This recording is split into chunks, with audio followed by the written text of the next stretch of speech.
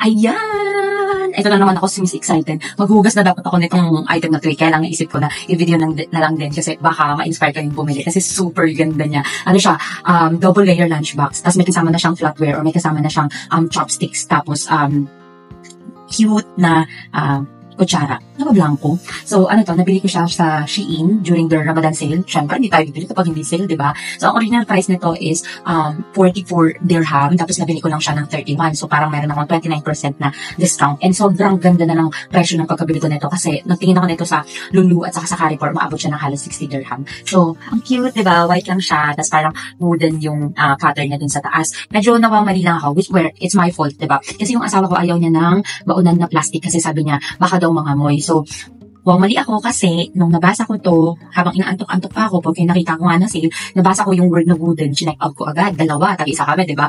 Tapos, pagdating kahapon, na-realize ko, ay, mali. Plastic pala siya. Kaya lang, okay lang, na-compensate naman yung itsura ng lunchbox. Ito naman talaga yung hanap ko kasi parang gusto ko nga ng mga Japanese bento box na nakikita ko sa TikTok. So, ang lesson learned is, una, magbasa. Pangalawa, wag mag-check out pag inaantok-antok. Hindi yung tingin lang ng tingin sa presyo ng sale. Shocks, nag-sermon. Anyway, mabalik tayo dito sa product. So, yung description ng product nito is a wooden pattern, double layer lunchbox with flatware. Plastic lunchbox. Nakalagay doon sa description yung pangalan. Yan talaga yung lesson. Magbasa. Okay? So, ang height nito is 10 cm. Tapos yung width niya is 11.5 cm. Tapos yung length niya is 21.5 cm. And this is how it looks like kapag nakalock siya. Yan.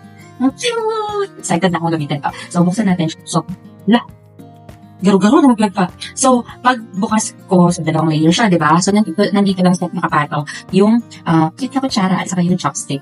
Ayan, nasa pangalawang layer. So, pag binuksan mo yung pangalawang layer, ganito yung itsura niya. So, ikaw na bahala kung anong gusto mong ilagay. So, kung gusto mo sa ilalim na layer is mga fruits or mga dessert, para sa yung sadili or para sa yung asawa, pwede mong ilagay dito sa pangalawang layer. Pero, papakita ko muna sa inyo yung first layer. So, yung first layer, ito siya.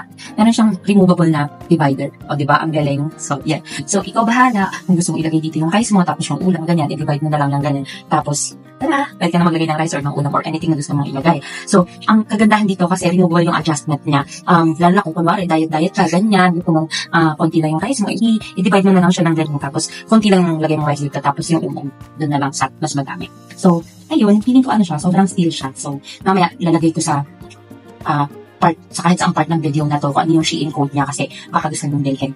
Yun lang. Sinubukan kong hanapin ang Shein code but I am unsuccessful. So, ito na lang yung product name and description with picture. Baka makatulong. Bye!